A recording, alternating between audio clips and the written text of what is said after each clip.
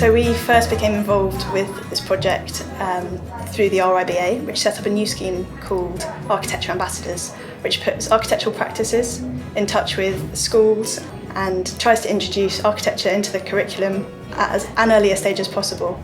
We do careers projects once a week, and we really want the students to have as much exposure as possible to different types of professionals and different types of careers. We designed a series of workshops, and the idea was that we were trying to get them to look at things that you could sell in a kiosk, so food, drink and flowers. These were quite a sort of unique piece of architecture in that they are part of the street. They're often seen from the round, they have to be locked up at night, they're not within a building, they're of a very human scale.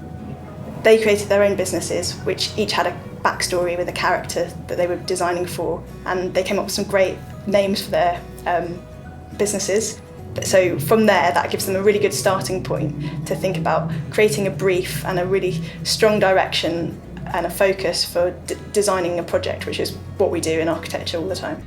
The focus of the whole project really was kiosks, not just as a standalone designed object, but kiosks within the street and within the city. I think the project's been particularly good for them to connect together. Why do you need maths? Why do you need art? Why do you need design? Why do you need engineering? Why do you need to think about marketing and business, and how that all then fits together? One of the reasons we really wanted to make models with the students was that we wanted to show that architecture, it's about thinking through things as actual three-dimensional physical models.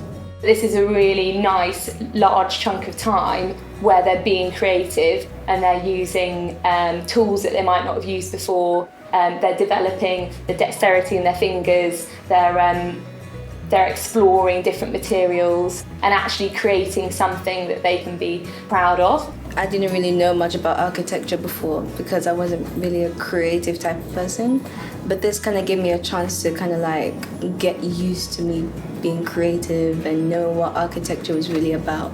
One of the things we hope we're trying to do is prove that being creative or being in a creative profession such as architecture doesn't just mean you have to be able to draw nicely.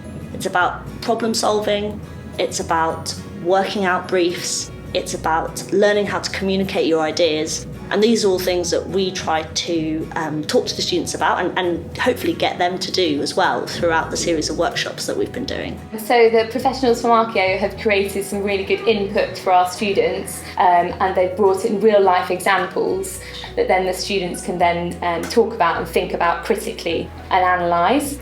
And it's been really interesting what the students have then brought to the discussion and made connections in the discussion about what they've seen outside and why it's designed that way.